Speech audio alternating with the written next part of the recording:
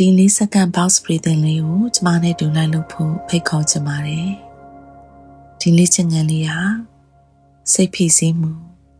စိုးရိမ်ပူပန်မှုဒေါသနဲ့တခြားစိတ်အစဉ်ပြေမှုတွေကိုအကောင်းဆုံးထိန်းညှိနိုင်ဖို့အတွက်ကူညီပေးနိုင်မှာဖြစ်ပါတယ်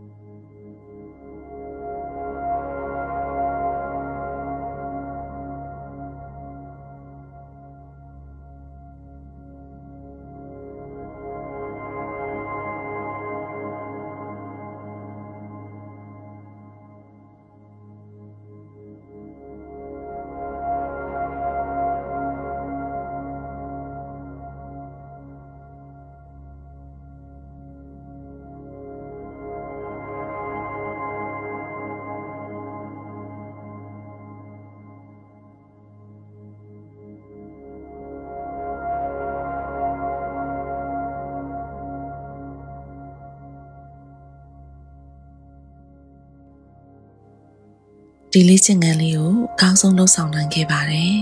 ။တကယ်လို့ဒီဗီဒီယိုလေးကကိုယ့်အတွက်အဆင်ပြေတယ်ဆိုရင်ကိုယ့်တငယ်ချင်းမိတ်ဆွေတွေကိုလည်းမျှဝေပေးလို့ရပါတယ်။ဒါရအေးချမ်းတဲ့နေ့ရက်လေးတစ်ရက်ဖြစ်ပါစေရှင်။